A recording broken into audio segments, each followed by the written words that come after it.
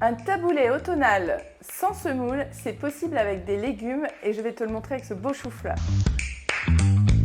Alors le chou-fleur, c'est un légume très intéressant, il fait partie de ces crucifères, riche en vitamine C, riche en fibres, excellent pour le transit et qu'on mange très souvent cuit. Alors on va l'utiliser cru, tu vas voir, c'est facile. Pour cette recette, on garde vraiment les marqueurs du taboulet, simplement le chou remplace la semoule. On aura du citron, de l'huile d'olive, des raisins secs, des oignons rouges qu'on va émincer finement et plutôt que des pignons de pain, des noisettes qu'on concassera. On commence par découper le chou-fleur. Maintenant, je le lave avant de le râper. Le chou est propre, maintenant tu le râpes avec ce que tu as. Tu vois la texture, c'est comme une semoule, donc maintenant il n'y a plus qu'à assaisonner. Quelques noisettes qu'on va torréfier. Il suffit maintenant de les concasser. Ça rajoutera un peu de croquant dans notre taboulet. Tu verras, c'est très sympa. Pour un taboulet, soyons généreux avec les herbes aromatiques. De la menthe, de la coriandre et aussi du persil. On va émincer tout ça assez finement. Donc, on va commencer par presser notre jus de citron. Il faut l'équivalent d'à peu près 2 citrons. On peut mettre directement dans le chou. On rajoutera l'huile après.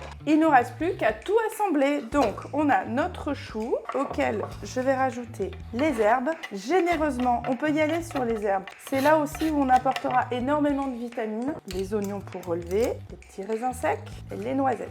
Enfin, on fait notre assaisonnement avec des bonnes huiles de qualité. Je compte 5 cuillerées d'huile de colza. Et pour la saveur méditerranéenne, bien sûr, une bonne huile d'olive. 5 cuillerées également. L'assaisonnement de dernière minute, un peu de poivre, chacun selon son goût, et puis un peu de sel. Il ne reste plus qu'à mélanger. Vraiment facile à faire, ça change du taboulé classique et tu vas épater la galerie.